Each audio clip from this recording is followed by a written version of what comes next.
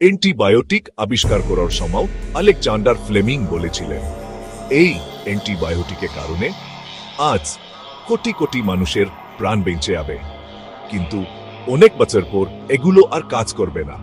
তুচ্ছ কারণে কোটি কোটি লোক মারা যাবে। আবার অ্যান্টিবায়োটিক খাওয়ার কিছু নিয়ম আছে। একটা নির্দিষ্ট ডোজে একটা নির্দিষ্ট মেয়াদ পর্যন্ত অ্যান্টিবায়োটিক খেতে হয়। না খেলে এটা হতে পারে, সেটাকে বলা হয় অ্যান্টিবায়োটিক রেজিস্ট্যান্স। ধরুন, আমার দেহে 1 লাখ ব্যাকটেরিয়া আছে। এগুলোকে মারার জন্য আমার 8টা অ্যাম্পিসিলিন খাওয়া দরকার। আপনি খেলেন 8টা, ব্যাকটেরিয়া মূল্য 60,000 এবং আপনি সুস্থ হয়ে গেলেন। 1000 ব্যাকটেরিয়া কিন্তু রয়ে গেল। এগুলো শরীরে খাপটি মেরে বসে জটিল এক কাণ্ড করল নিজেরা। তারা ভাবল, যেহেতু এম্পিসিলিন দিয়ে আমাদের আজ 60,000 ভাইকে হত্যা করা হয়েছে, আমাদেরকে এম্পিসিলিন প্রুফ জ্যাকেট পরতে হবে। এবার পুলডান করে থেমে থাকে না এরা, বরং সত্যি জ্যাকেট তৈরি করে ফেলে ওই ব্যাকটেরিয়াগুলো। এরা বাচ্চা কাচ্চাও পয়দা করে একই সময়ে। এর ফলে এটা পরের বার এম্পিসিলিন নামক অ্যান্টিবায়োটিকটা আর কাজ করে না। সবচেয়ে ভয়ঙ্কর বিষয় হচ্ছে, জ্যাকেট পরা ব্যাকটেরিয়াগুলো কেবল এই ব্যক্তির শরীরেই বসে থাকে না। তিনি এখন হাঁচি দেন, কাশি দেন, ব্যাকটেরিয়াগুলো ছড়িয়ে পড়ে পুরো এলাকায়। একসময় পুরো এলাকায় আর ওই অ্যান্টিবায়োটিক কাজ করে না। যারা খুব নিয়ম করে ওষুধ খান তারাও বিপদে পড়ে আন সবার সাথে। আমরা খুব ভয়ঙ্কর একটা সময়ের দিকে এগিয়ে আসছি দ্রুত।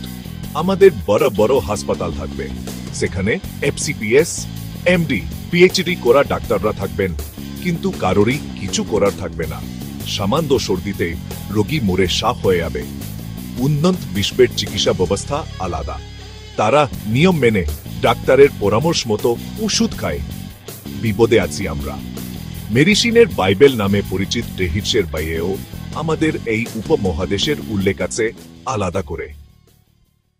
টিভি পত্রিকায় নানান বিষয়ে মানুষকে সচেতন করা হয়। বাথরুম করে হাত ধুতে হবে, কাশি হলে ডাক্তার দেখাতে হবে, নিরাপদ পানি খেতে হবে, ইত্যাদি ইত্যাদি। কিন্তু অ্যান্টিবায়োটিক নিয়ে কোনো কিছু আজও চোখে পড়েনি, অথচ এটা অন্যগুলোর চেয়ে বেশি জরুরি। রোগী ফার্মেসিতে গিয়ে একটু জ্বরের কথা বললেই ফার্মেসিতে বসে থাকা সেই লোকটি দিয়ে দিচ্ছে সেফিক্সিন, সেফুরক্সিন অথবা লেভোফ্লক্সাসিন নামক কিছু নামকরা দামি অ্যান্টিবায়োটিক। কিন্তু কতদিন খেতে হবে সেটা না জানিয়ে সুন্দর করে বলে দে, এই ওষুধটি এই ডোজ খাবেন, সব রোগ ভালো হয়ে যাবে। আর এইভাবে আস্তে আস্তে রেজিস্ট্যান্স হচ্ছে সব অ্যান্টিবায়োটিক।